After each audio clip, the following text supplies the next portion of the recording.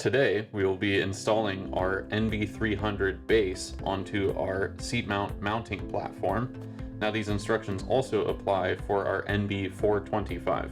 For this installation, you will need 4 button head screws, 4 small lock nuts, 2 small washers, and 2 large fender washers. You will need a 3/32 inch Allen key and an 11/32 inch wrench or socket. Step 1, you will be taking your nylon bracket mount onto your seat mount platform. And step 2 is deciding where you want to mount your NB bracket onto your seat mount platform.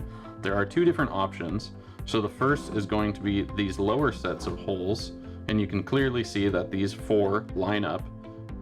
And the second is if you extend the seat mount, you will be using the upper set of 4 holes. We are only using the 4 outer holes on this installation. And your next step is taking your 4 button head screws and placing them in the 4 outside holes.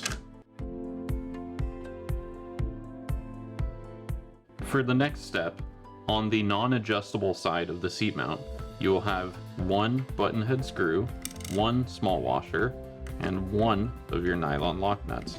And for the adjustable side of the seat mount, you will have your 1 screw, a large fender washer, and your 1 nylon lock nut. And now for the adjustable side, you don't want to tighten this down because you want it still movable. And the other side, you can snug these down. This is what the final product should look like. Now to see the rest of the seat mount installation, click the link in the video above.